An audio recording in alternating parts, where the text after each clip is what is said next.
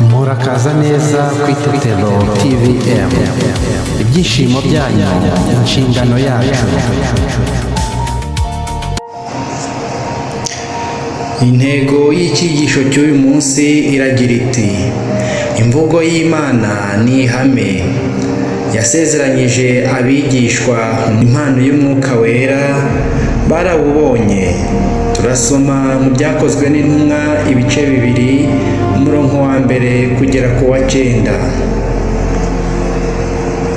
Mbere y'uko dusoma, munyemerere twakire korali Ibiremwa batubwire uko intumwa zahawe impano y'Umwuka Wera.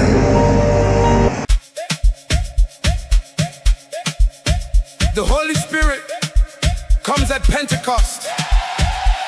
When the day of Pentecost came, they were all together in one place. Suddenly a sound like the blowing of a violent wind came from heaven and filled the whole house where they were sitting. They saw what seemed to be tongues of fire that separated and came to rest on each of them. All of them were filled with the Holy Spirit and began to speak in other tongues as the Spirit enabled them. Now they were staying in Jerusalem, God-fearing Jews from every nation under heaven 6. When they heard this sound, a crowd came together in bewilderment, because each one heard their own language being spoken. Utterly amazed, they asked, aren't all these who are speaking Galileans? 8. Then how is it that each of us hears them in our native language? Parthians, Medes, and Elamites, residents of Mesopotamia, Judea and Cappadocia, Pontus and Asia, Phrygia and Pamphylia, Egypt and the parts of Libya near Cyrene. Visitors from Rome, Cretans and Arabs, we hear them declaring the wonders of God in our own tongues. Amazed and perplexed, they ask one another, what does this mean? Some, however, made fun of them and said, they have had too much wine.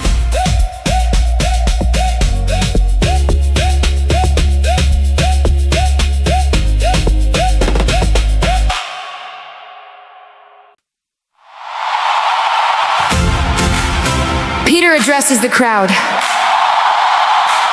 Then Peter stood up with the 11, raised his voice, and addressed the crowd.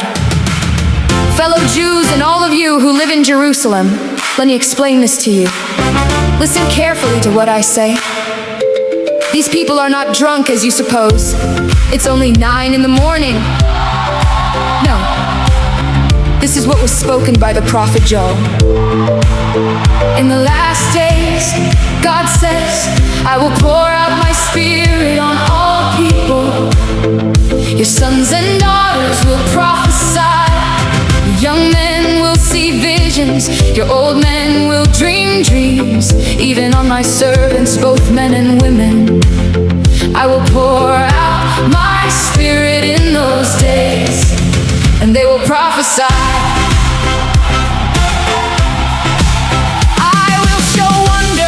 In the heavens above and signs on the earth below, blood and fire and billows of smoke.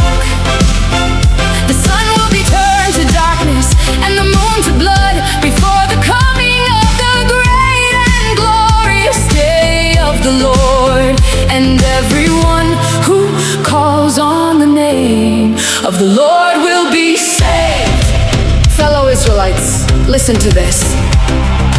Jesus of Nazareth was a man accredited by God to you by miracles, wonders and signs which God did among you through him, as you yourselves know. This man was handed over to you by God's deliberate plan and foreknowledge, and you, with the help of wicked men, put him to death by nailing him to the cross. But God raised him from the dead, freeing him from the agony of death, because it was impossible for death to keep its hold on him. David said about him, I saw the Lord always before me, because he is at my right hand, I will not be shaken. Therefore my heart is glad and my tongue rejoices. My body also will rest in hope, because you will not abandon me to the realm of the dead. You will not let your Holy One see decay. You have made known to me the paths of life. you will fill me with joy in your presence. Fellow Israelites, I can tell you confidently that the patriarch David died and was buried, and his tomb is here to this day. But he was a prophet and knew that God had promised him on oath that he would place one of his descendants on his throne. Seeing what was to come, he spoke of the resurrection of the Messiah, that he was not abandoned to the realm of the dead, nor did his body see decay. God has raised this Jesus to life, and we are all witnesses of it. Exalted to the right hand of God, he has received from the Father the promised Holy Spirit, and has poured out what you now see and hear. For David did not ascend to heaven, and yet he said, the Lord said to my Lord, sit at my right hand until I make your enemies a footstool for your feet. Therefore, let all Israel be assured of this: God has made this Jesus, whom you crucified, both Lord and Messiah. When the people heard this, they were cut to the heart and said to Peter and the other apostles, brothers, what shall we do? Peter replied, repent and be baptized, every one of you, in the name of Jesus Christ, for the forgiveness of your sins, and you will receive the gift of the Holy Spirit. The promise is for you and your children, and for all who are far off, for all whom the Lord our God will call. With many other words he warned them, and he pleaded with them, save yourselves from this corrupt generation. Those who accepted his message were baptized, and about 3,000 were added to their number that day.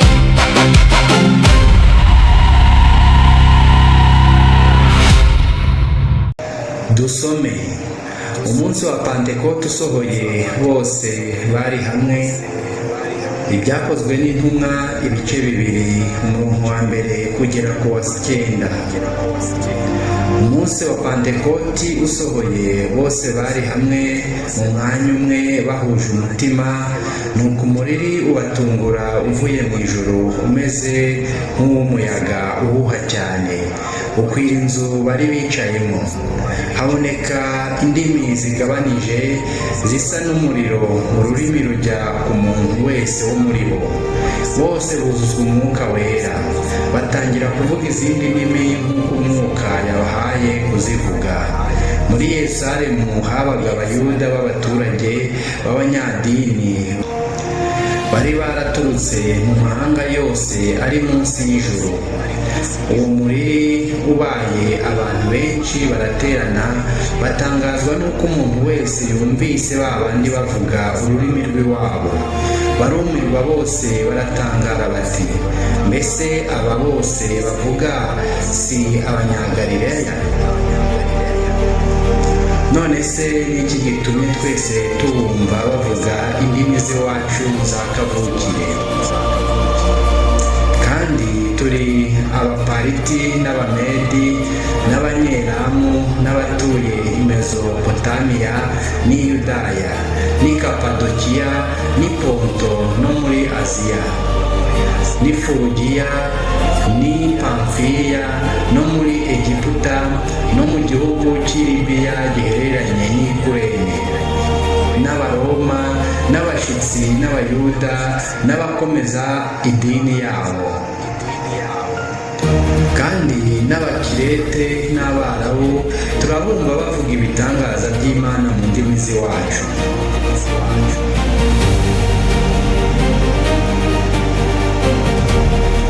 Bose barumirwa bibayobeye, barabazanya bati, mbese ibi ni ibiki? Abandi barabanegura bati, basinzihira. Ariko Petero ahagararana n'abo 11 ababwiza ijwi rirenga ati, yemwe bagabo b'i Yudaya n'abatuye i Yerusalemu mwese mwe, ibi mubimenye kandi mwumvirize amagambo yanjye. aba ntibasinze nk'uko mwibwira, kuko ubu ari isaha ya gatatu y'umunsi. Ahubwo ibyo mureba ibi byavuzwe n'umuhanuzi Yoweli ngo Imana iravuze iti, uku niko bizaba mu minsi y'imperuka. Nzasuka umwuka wanjye ku bantu bose, kandi abahungu n'abakobwa banyu bazahanura, n'abasore banyu bazerekwa, n'abakambwe babarimo bazarota, ndetse n'abagaragu banjye n'abaja banjye muri iyo minsi nzabasukira ku mwuka wanjye bazahanura. Nzashyira amahano mu ijuru hejuru, nshyire n'ibimenyetso mu isi hasi, amaraso n'umuriro no gucumba k'umwotsi. Izuba rizahinduka umwijima n'ukwezi guhinduke amaraso, uwo munsi mukuru kandi utangaje w'Uwiteka utaraza. Kandi umuntu wese uzambaza izina ry'Uwiteka azakizwa. Yemwe bagabo ba Isiraheli mwe, nimwumve aya magambo. Yesu w'i Nazareti, wa muntu Imana yabahamirishije imirimo ikomeye n'ibitangaza n'ibimenyetso, ibyo yamukoresheje hagati yanyu nk'uko mubizi ubwanyu. Uwo muntu amaze gutangwa nk'uko Imana yabigambiriye, ibimenye bitari byaba, mwamubambishije amaboko y'abagome muramwica. Ariko Imana yaramuzuye, ibohoye umubabaro uterwa n'urupfu, kuko bitashobotse ko akomezwa narwo. Kuko Dawidi yavuze iby'uwo ati, nabonye umwami ari imbere yanjye iteka ryose, kuko ari iburyo bwanjye ngo ntanyeganyezwa. Nicyo gituma umutima wanjye unezerwa, ururimi rwanjye rukishima, kandi n'umubiri wanjye uzaruhuka wiringiye ibizaba. Kuko utazarekera ubugingo bwanjye kuzimu, cyangwa ngo uhane uwera wawe abone kubora.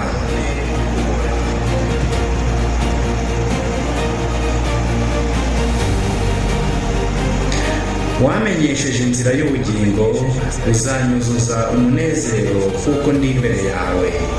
Bagabo bene data, nta kimbuza kubabwira nshize amanga ibya sogokuruza mukuru Dawidi, yuko yapfuye agahambwa, ndetse n'igituro cye kiracyari iwacu n'ubu.